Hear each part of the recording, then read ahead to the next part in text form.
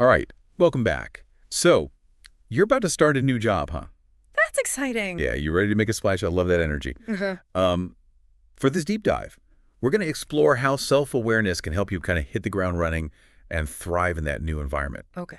Beyond just having the right skills, it's about, understanding yourself and how you fit into the bigger picture. Yeah. We'll unpack why that matters, Right. using some of the insights from your previous deep dives as a springboard. Yeah. What's fascinating is that self-awareness isn't just about knowing your strengths and weaknesses. Okay. It's about understanding how those aspects influence, the way you interact with others, how you approach your work, Right. and even how you react to feedback. Oh, interesting. And here's the thing. It's not about striving for perfection. Mm-hmm. It's about leveraging your unique qualities to create a more authentic and effective work style. Okay, so it's like having a secret decoder ring Yeah. for yourself and the people around you. Right. But how does this actually play out in a new job? Mm-hmm. I remember we talked about the SWOT analysis in Yeah. your last deep dive. Right. So how can understanding your strengths help you in this new role?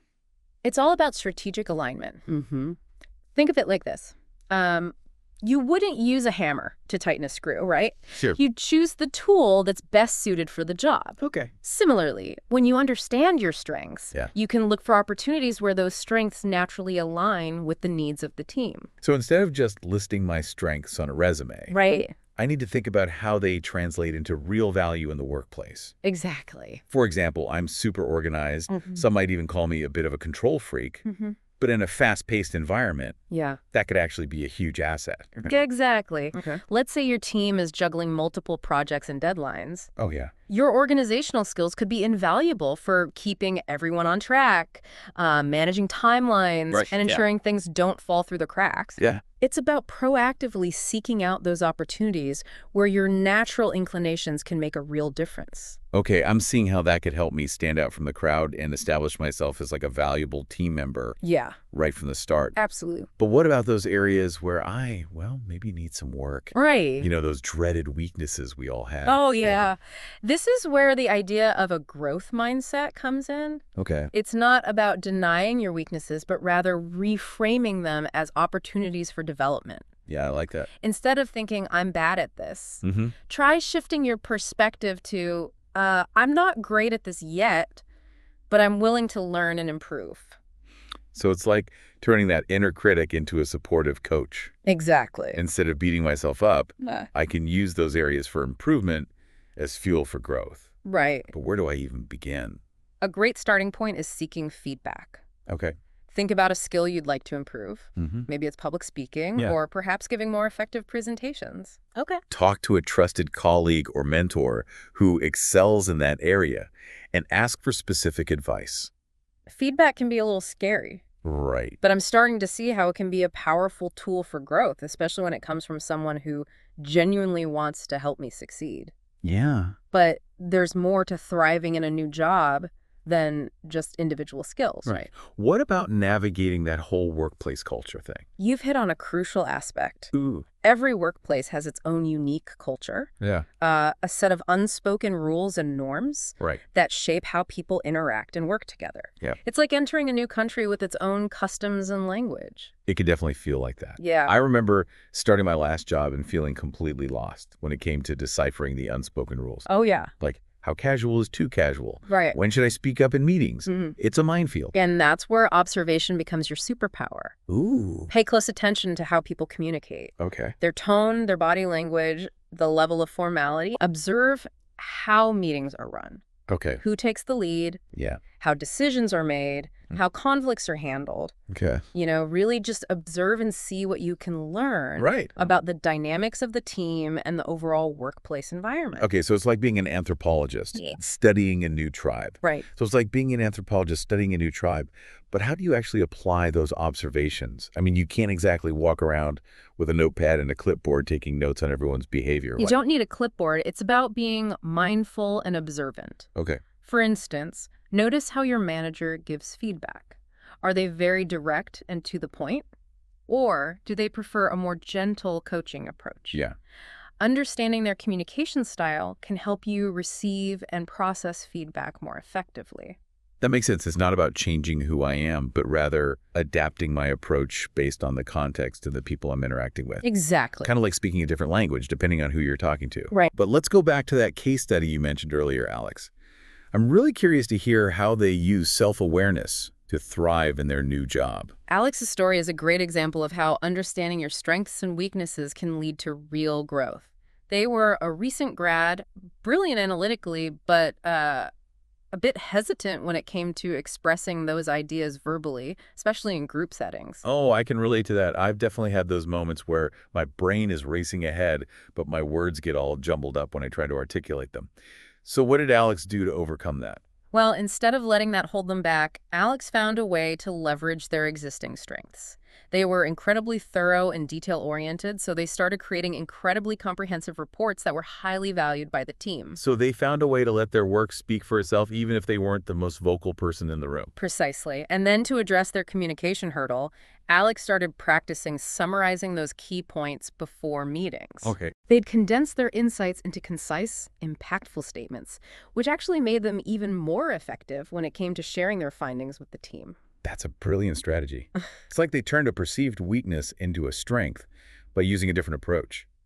It really highlights how self-awareness isn't about labeling yourself, but rather understanding your unique combination of strengths and areas for growth.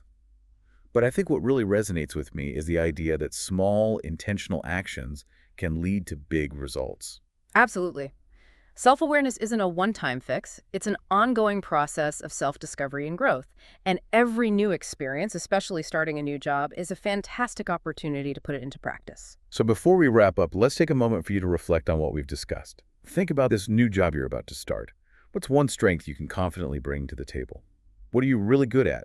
Something that comes naturally to you that you can leverage to make a positive impact. Don't be shy. This is your time to shine. And remember, your strength doesn't have to be something grand or extraordinary. It could be something as simple as being a great listener, being exceptionally organized, or having a knack for explaining complex ideas in a clear and concise way. Now, flip the coin.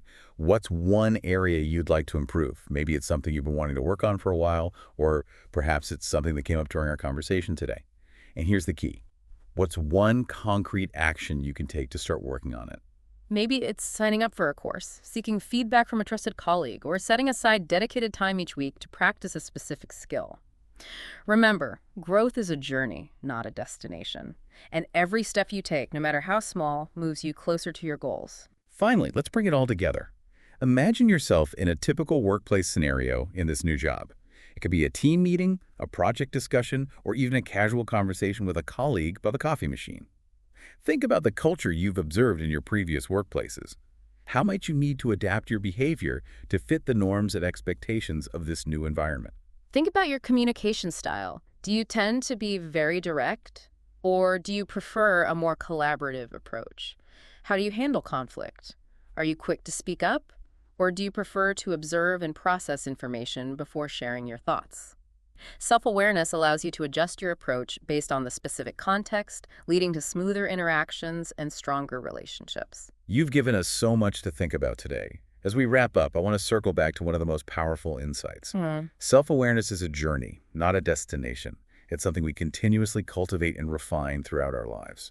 And this new job you're starting is a wonderful opportunity to put that into practice, to experiment, to learn, to grow, and to discover even more about yourself along the way. It's so true. And thinking about this new job as like a chance to practice self-awareness is a really cool way to frame it. Right. It takes some of the pressure off of being perfect from day one. It definitely does. And remember, you're not alone on this journey. One of the most valuable things you can do is build a support system. Okay. Connect with mentors, seek feedback from colleagues, Yeah. and be open to learning from everyone around you.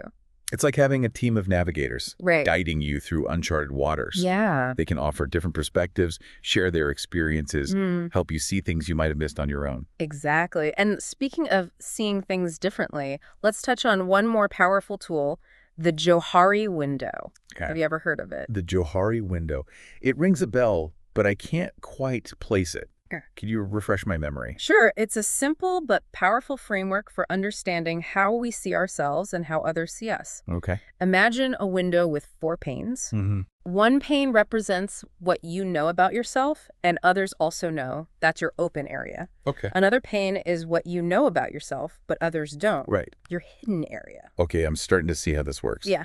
So there's also a pane for what others see in you that you don't see in yourself. You got it. That's your blind spot. And it's where feedback becomes incredibly valuable. Mm-hmm. The fourth pane represents what's unknown to both you and others. Right. The unknown area. Okay. The beauty of the Johari window is that it highlights the importance of both self-reflection and seeking external perspectives to gain a more complete understanding of yourself. Wow, that's a really powerful visual. Yeah. So as I navigate this new job, I can use the Johari window to kind of identify those blind spots and work on expanding that open area. Right. It's all about continuous self-discovery. Absolutely. And remember, self-awareness is a journey with ups and downs. Yeah. There will be moments of clarity and moments of doubt.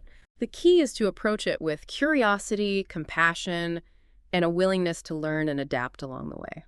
This deep dive has given me so much to think about. Great. I feel like I have a whole new toolkit for navigating this new job and for approaching my career in general.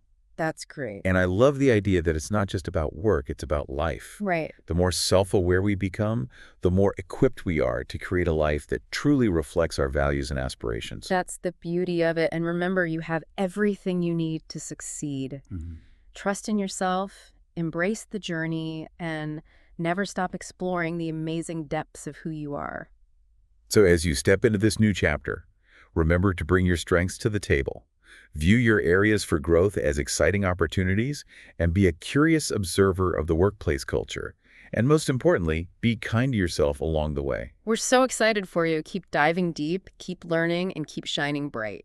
And that wraps up our deep dive into self-awareness for workplace success. Yeah. We hope this has been a valuable journey for you, and we can't wait to see what you accomplish in this new role. Yes. Until next time, keep exploring, keep growing, and keep shining.